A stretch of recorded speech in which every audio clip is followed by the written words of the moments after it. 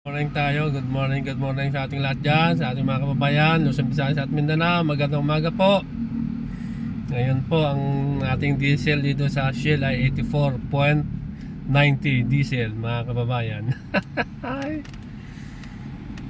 Napakamura, mga kababayan. Pero sa Petron, dun sa kabila ay 79.90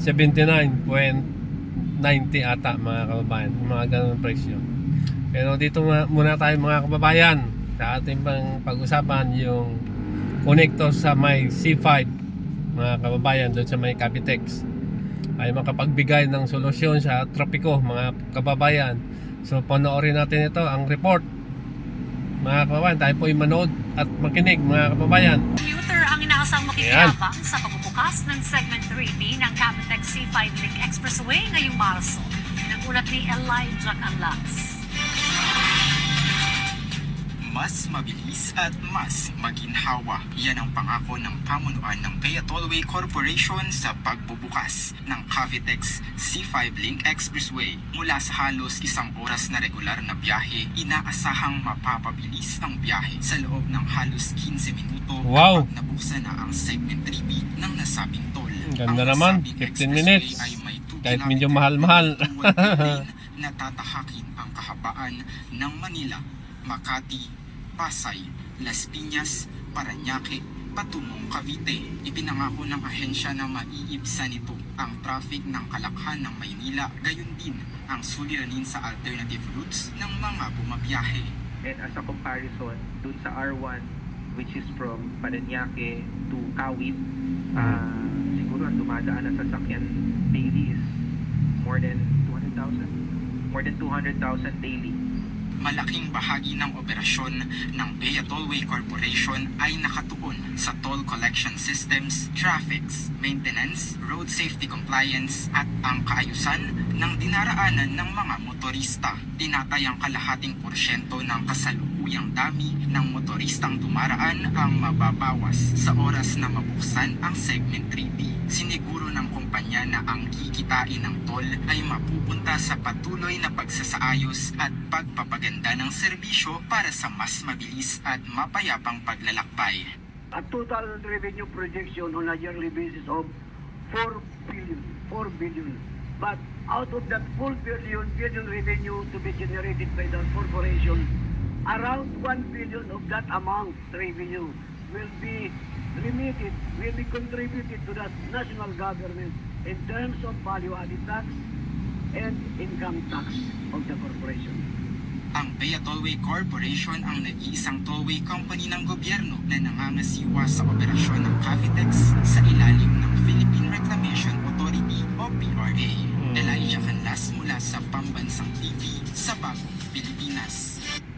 At ito na naman, mga kababayan, isa pa na bagong gagawin naman, ang NLEX connector dito sa may Pandacan, Manila, mga kababayan. Ito yung magko-connect sa NLEX saka sa SLEX, mga kababayan. So mababawasan din ang traffic dito sa may Quezon Ave. Kaya pwede kang mag-alternate route papunta dyan sa may Pandacan. Pwede ka, kung galing ka sa Manila, pwede ka pumasok dyan. Kung galing ka naman ng Makati, pwede rin, mga kababayan, para papunta dyan sa may Pandacan. We'll connect sa NLEX saka sa SLEX, mga kababayan. So papanoorin natin, mga kababayan. Abot kamay ang mas maginhawa pang biyahe sa Metro Manila. Ito ay dahil sa nalalapit na pagtatapos ng konstruksyon ng Metro Manila Skyway Stage 3 Project, Section 2A sa may Pandacan, Manila. Pamahalaan, tiniyak na hindi maapektuhan ng pagsirit ng presyo ng langis ang mga big-ticket projects ng gobyerno. Si Bernard Ferrer sa sentro ng balita. Mas mabilis na biyahe ang inaasahan kapag natapos ang Metro Manila Skyway Stage 3 Project, Section 2A sa Pandacan, Manila. Ang 1.2-kilometer interconnection structure na may 2x2 elevated lanes ay magdurugtong sa Skyway Stage 3 at NLEX-SLEX Connector Road at magpapabilis ng biyahe mula SLEX patungong NLEX at vice versa.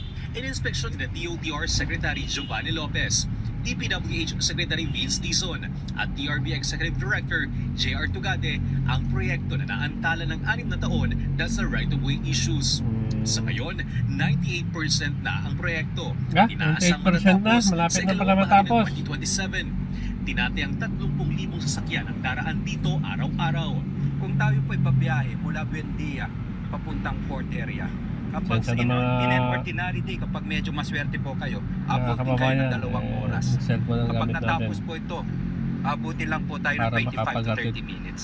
ng balita para Pinapabilis sa na ni inyo Pangulong mga Ferdinand kababayan. R. Marcos Jr. ang proyekto Para sa ating upang agad maramdaman mga kababayan ang benepisyo nito sa transportasyon na at kalakalan. madidecongest pati yung support area natin kasi Tama. yung Smart Connect dumadaan doon. Ngayon, ang problema, light vehicles and trucks nagsisiksikan sa baba. Diba? Dahil wala pa ito. Ngayon, pag natapos na to, yung light vehicles pwede nang sa taas na. Inaasahan ding luluwag ang trapiko sa Dalpan, Manila. Mananatiling regulated Yan ng Toll palagi Regulatory sa Board Dalpan. ang toll kapag natapos ang Section 2A. Samantala, tiniyak ng DOTR at DPWH na hindi maapektuhan ang mga big ticket projects sa kabila ng pagtaas ng presyo ng produktong petrolyo dahil sa tensyon sa Middle East. Kabilang dito ang North-South Commuter Railway, Metro Manila Subway at MRT-7.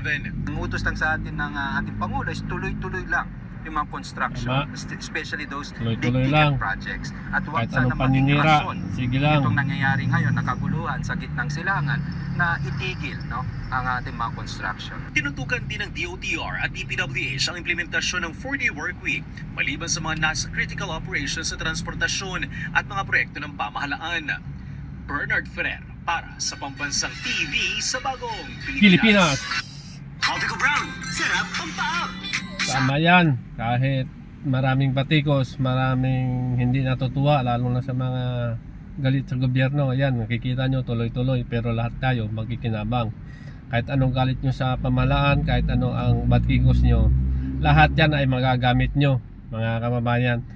Kontra administrasyon ka man, Duterte ka man, yan, magagamit mo, mga kababayan. So ito naman, ang isa pa naman nating ibabalita para sa inyo mga kababayan, itong sidewalk na ginagawa ngayon sa may Estrella Buendia, Makati. Papunta po yan sa Ruas Boulevard, sabi ng ating DPWH Secretary Vince Dizon. So ating patungayan ito mga kababayan, ang kanilang report. Pasok! Kababayan dyan sa naglalakad sa sidewalk, ito ay malaking bagay at malaking tulong at sa kaligtasan ng bawat isa mga kababayan. So ating tunghayan ng report ng Bagong Pilipinas. Ito ang dapat asahan ng publiko sa sandaling matapos ang Phase 1 ng rehabilitasyon ng mga sidewalk sa kahabaan ng EDSA. Ayon sa Department of Public Works and Highways, si Bernard Ferrer sa sentro ng balita. Sa mga sasrian ang sidewalk sa bahagi ng EDSA Estrella sa Makati. Bahagi ito na nagpapatuloy na rehabilitasyon ng mga sidewalk sa kahabaan ng EDSA upang matiyak ang mas ligtas at mas komportableng pagdaan ng publiko. Ngayong araw, personal na inspeksyon ni DPWH Secretary Vince Dizon ang nasabing lugar upang personal na makita ang isinasagawang Pasensya na, mga rehabilitasyon. kababayan, medyo Dinisenyo ang bagong napapagod sidewalk ang na mas kamay ko. malapad, PWD-friendly at bike-friendly upang mas maprotektahan ng mga pedestrian na dati sa gilid na ng EDSA naglalakad dahil sa kakulangan ng espasyo. Height ng pedestrian lane, tinaas din namin para mas protektado sila. Halos dinoble natin yung taas niyan. Dati ata mga nasa 5 inches lang, 4-5 inches. Ngayon nasa 10 inches na mahigit. So mas protektado talaga yung both yung pedestrian tsaka yung nagbibisikleta. Inaasang matatapos ang Phase 1 ng rehabilitasyon ng mga sidewalk bago Phase 1 maghulyo. pa lang. Saklaw ng Phase 1 ang mga bahagi mula EDSA Estrella hanggang EDSA Ross Boulevard para sa southbound at northbound lanes. Magsisimula na rin ang DPWH ng bidding para sa Phase 2 ng proyekto na aabot hanggang EDSA Monumento. Inaasahan Wow. naman ang bagong disenyo ng sidewalk ay hindi lamang sa EDSA ipatutupad, kundi sa iba pang pangunahing kalsada. Ito na yung magiging standard natin. Not just for EDSA, but hopefully lahat ng mga national roads natin ganito na. Na talagang binibigyan ng importansya yung mga commuters tsaka yung mga pedestrians. Kasi yung road, hindi lang naman yan pang kotse. Nakatakdang makipag-ugnayan ng DPWH sa mga utility company upang mailipat o maiurong ang mga poste at iba pang harang sa mga sidewalk. Makikipagtulungan din ang kagawaran sa mga local government unit upang matiyak na hindi maharangan ng mga vendor ang mga sidewalk at mapanatili ang kaligtasan ng mga pedestrian. Sunod na mga ayusin ng DPWH ang mga sidewalk sa kahabaan ng C5 Road. Samantala, target ng kagawaran na matapos ang Phase 1 ng rehabilitasyon ng kalsada ng EDSA bago magtag-ulan. Bernard Ferrer para sa Pambansang TV sa Bagong Pilipinas. So ayan mga kababayan, ay malaking tulong, malaking bagay sa ating mga kababayan, lalo na po naglalakad dyan sa Along EDSA, sa may Australia, at